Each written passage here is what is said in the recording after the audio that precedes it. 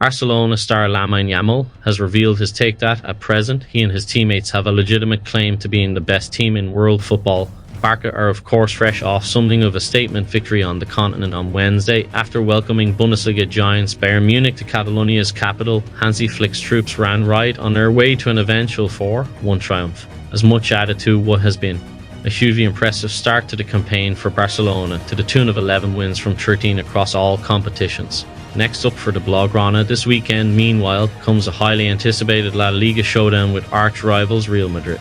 Kylian Mbappe, €55 million, $59.5 million in back pay, a source close to the case told AFP on Friday. A French league committee has attempted to mediate an increasingly bitter row between Real Madrid forward Mbappe and the club he left this year. Mbappe has demanded the figure, which he says is made up of the final 3 months of his salary plus several bonuses. Liverpool head coach Arne Slot has confirmed Liverpool will be without Diogo Jota for their Premier League clash with Arsenal at the Emirates on Sunday. The Portuguese forward sustained an injury in last weekend's 2-1 win against Chelsea at Anfield and subsequently missed a 1-0 victory away at RB Leipzig in the Champions League on Wednesday. Jota's injury adds to Liverpool's growing list of absentees ahead of the crucial clash.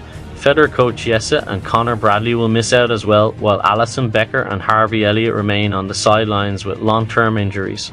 Jose Mourinho mocked an incredible explanation of the referee after he was shown a red card during his Fenerbahce side's 1-1 Europa League draw against former club Manchester United on Thursday. Mourinho was shown the red card just before the hour mark amid a heated dispute with the referee, which seemingly included some colourful language after Fenerbahce were denied an appeal for a penalty.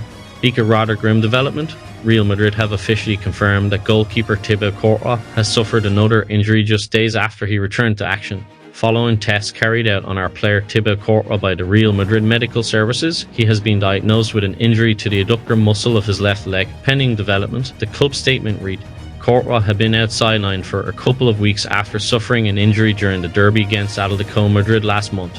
An intriguing development reported by Mundo Deportivo. The football world could be on the brink of witnessing one of the most significant transfers in recent years. Manchester City's talisman, Erling Haaland, is reportedly enticed by the prospect of joining Real Madrid, a story that not only stirs the pot but also hints at massive repercussions for European football.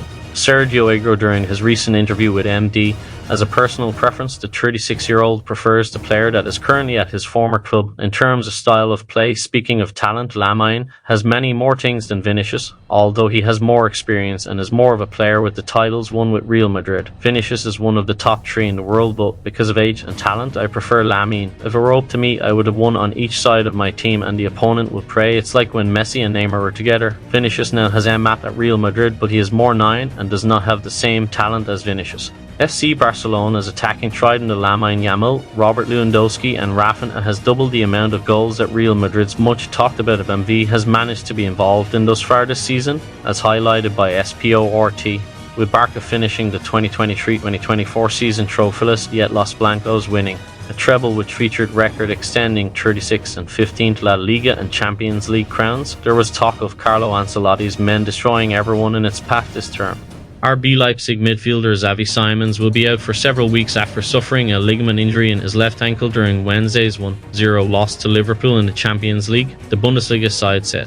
Former Moroccan international and Olympique Marseille midfielder Abdelaziz Barada has passed away at the age of 35, according to announcements by French clubs Paris Saint-Germain, PSG and Marseille. Both clubs expressed their sorrow, with PSG sharing their great sadness and Marseille bidding him farewell with a heartfelt message on X, formerly Twitter.